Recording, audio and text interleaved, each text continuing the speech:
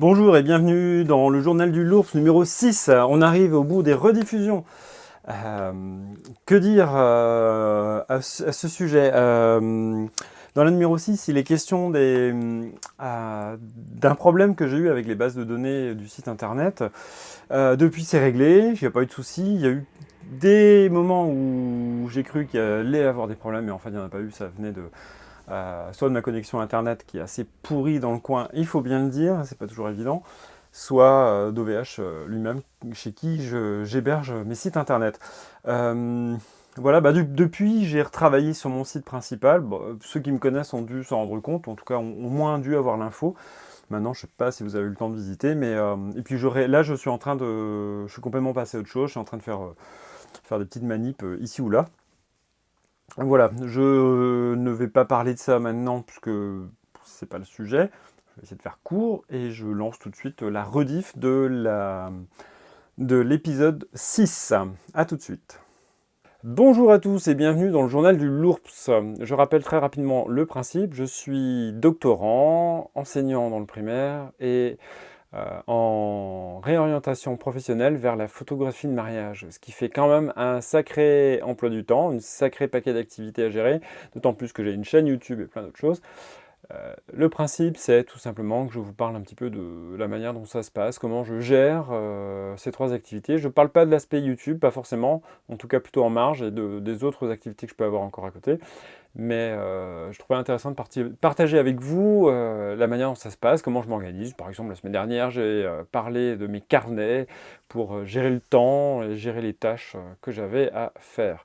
Donc aujourd'hui, je voulais vous parler d'un petit problème que j'ai eu hier, qui est très intéressant, parce que ça soulève un certain nombre de questions. J'ai un site internet pour mon activité de photographe de mariage, un site internet que j'ai modifié et surtout que j'ai hébergé sur le même hébergement qu'un autre site que j'ai, qui est toujours très actif, qui est même plus actif que le site de photographe de mariage, tout simplement parce que j'y publie beaucoup plus régulièrement, parce que j'ai une activité aussi d'écriture à côté, donc je fais pas mal de choses, et je relaie souvent ce que je fais sur l'autre chaîne YouTube, je le relaie souvent là. Donc j'ai utilisé le même hébergement. Je rentre pas dans le détail, c'est pas très important, mais bon, pour ceux à qui ça parle, ça peut vous donner une idée. Et je suis resté sur la même base de données, donc j'utilise une base de données unique pour deux sites internet. Mais en réalité, c'est même plus compliqué, j'utilise une base de données unique pour trois sites internet, parce qu'il y en a un autre que j'avais créé précédemment, mais que j'ai laissé tomber provisoirement. En tout cas, qu'il y aura une autre utilité plus tard, mais c'est pas le problème, c'est juste pour vous donner une idée. Donc voilà, une question d'hébergement internet et de base de données. Sans rentrer dans le détail, il s'est trouvé qu'hier, j'ai voulu modifier un des sites, qui est mon site personnel, celui où je poste mes textes et tout ça. Sauf que, comme les trois sites sont liés par la base de données, ça a eu des conséquences sur le site professionnel photo, c'est-à-dire que, en gros, j'ai fait une bêtise qui a fait que ce n'était plus accessible. Ce qui est très embêtant, ce qui est très très très embêtant. On a rétabli, le site est de nouveau fonctionnel, malgré une petite frayeur ce matin, mais c'était pas du tout dû à moi, mais c'était dû au serveur où sont stockés les sites, et c'était de toute façon, il n'y avait pas de risque, mais moi, sur le moment, je ne pouvais pas deviner. Mais à part ça, maintenant, ça roule, donc il n'y a pas de problème, je vais pouvoir retravailler sur le site que je voulais modifier, parce que du coup, je n'ai pas eu le temps de faire la modification, parce que ça a quand même pris la journée hier, et j'ai eu la chance d'avoir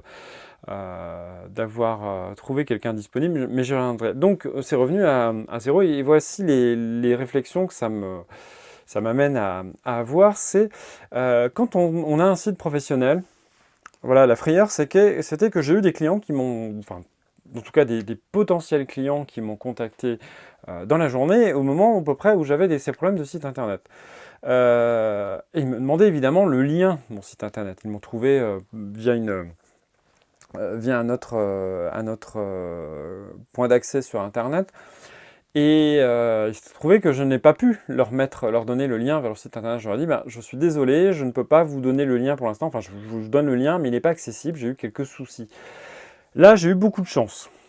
J'ai eu beaucoup de chance parce qu'on a pu rétablir le soir. Donc, j'aurais envoyé un premier mail leur disant bah, je vous ai mis les photos sur Flickr, donc vous allez pouvoir aller les voir. Donc, ça m'a donné l'occasion de mettre les photos sur Flickr, projet que j'avais déjà, mais comme ça, elles y sont maintenant. Donc, ça a eu ce point positif. Voilà,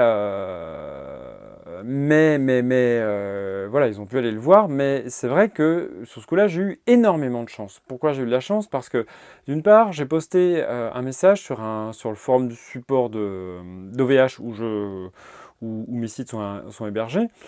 J'ai eu quelqu'un qui m'a répondu rapidement et qui en plus était disponible. Donc j'ai pu lui expliquer le problème. On a travaillé ensemble à peu près, pas toute la journée, mais une bonne partie de la journée et une bonne partie de la soirée, et un petit peu ce matin encore, parce qu'il y avait des petites choses encore à vérifier et à refaire. Mais j'ai eu beaucoup de chance sur ce coup-là, que la personne soit disponible, qu'elle connaisse comment dire, l'outil qui me permet de construire mes sites. J'utilise Spip. Bon, pareil, ceux qui connaissent, ça leur parlera. J'ai eu la chance qu'ils connaissent ça et qu'ils connaissent bien les systèmes de base de données. Donc j'ai pu donc le guider. Et lui a pu régler le problème. Et autre chance que j'avais, c'est qu'il m'avait déjà aidé par le passé sur une autre question, mais qui était liée à ces sites-là. Donc j'avais confiance en lui parce que je savais que voilà, il était réglo. Donc j'ai pu lui donner certains mots de passe alors que j'ai changé entre-temps, hein, parce que voilà, c'était aussi le deal. Hein, je lui donnais des mots de passe, mais voilà, après je les change. J'ai donné des mots de passe qui lui a permis, lui, d'agir directement sur des points clés, des points sensibles des sites internet. Alors, c'était limite, hein, j'ai hésité à le faire, donc c'était risqué. Il aurait très bien pu garder la main après et puis dire ah bah non, maintenant, voilà, je pirate ton site. Bon, ce qui n'aurait eu aucun intérêt parce que la diffusion, on sait pas, enfin, quitte à pirater un site, autant pas pirater ça. Après, moi, il suffit de faire un signalement en VH et c'était réglé. D'autant qu'il n'avait pas tous les mots de passe ni les mails. Enfin, parce qu'il faut, pour pouvoir changer une adresse mail, il faut valider sur l'adresse mail originale. Donc de toute façon, ça posait des problèmes. Mais bon, j'imagine que quand on connaît bien le domaine, ça pose pas de soucis du tout. Donc voilà, c'était assez chaud. J'ai eu beaucoup de chance sur ce coup-là.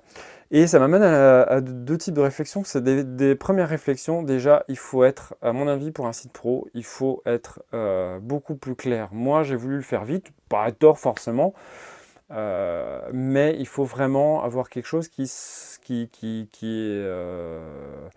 soit indépendant. Ça peut être sur le même hébergement, mais au moins avec une seconde base de données. Alors, il y a une question d'argent derrière. J'ai voulu économiser un peu de sous en mettant sur la même et en rachetant pas. Là, je sais que j'aurai pas le choix.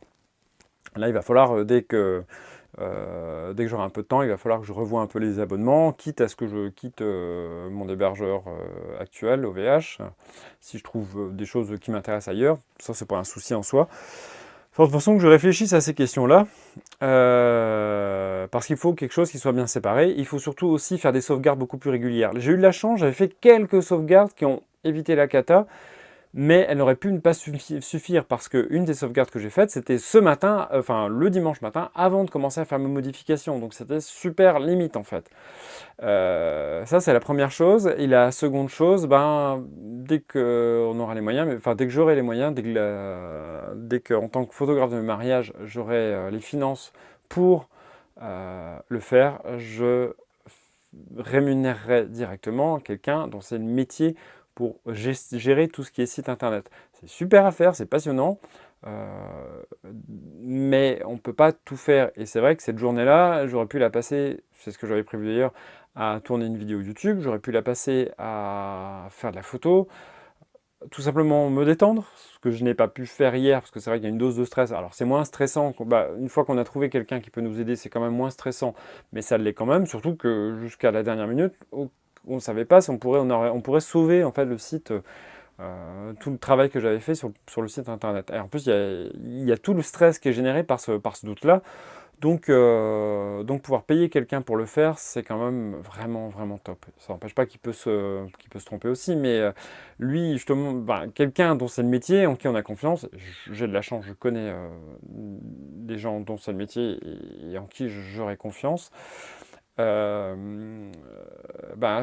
savent aussi prendre les précautions nécessaires. Moi, j'ai pris quelques précautions qui ont suffi, mais c'était limite parce que les dégâts n'ont pas été trop importants.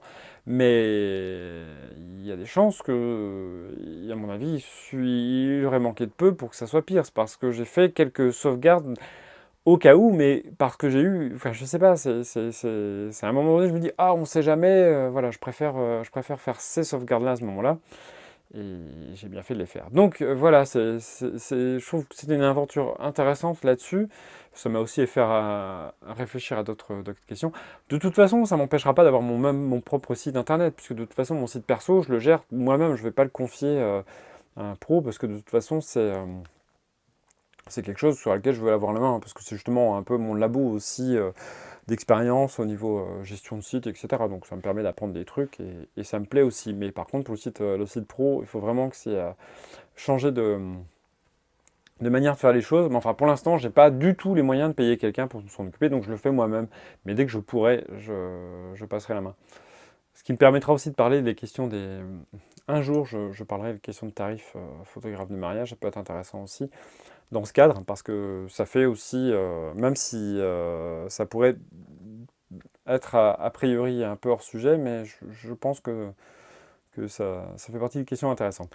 Je vous laisse pour ce soir. N'hésitez pas à poser des questions si besoin, enfin pour aujourd'hui, si besoin, je donnerai des précisions. Je pourrais même refaire une vidéo comme ça m'est arrivé de faire pour répondre à des questions. Ce que je vais faire d'ailleurs. Pour une autre question, c'est ce que vous verrez demain. Voilà, et je vous dis à bientôt. N'hésitez pas à vous abonner pour avoir du nouveau de la chaîne et à poser des questions. Voilà, commenter, réagir, juste dire des choses, partager votre expérience, ça peut être sympa aussi. Me rassurer, je sais pas vraiment si c'est utile de se rassurer, mais puisque ça s'est bien terminé, mais n'hésitez pas, voilà. Allez, à très bientôt. Ben merci, comme d'habitude, d'avoir suivi, d'être allé jusqu'au bout.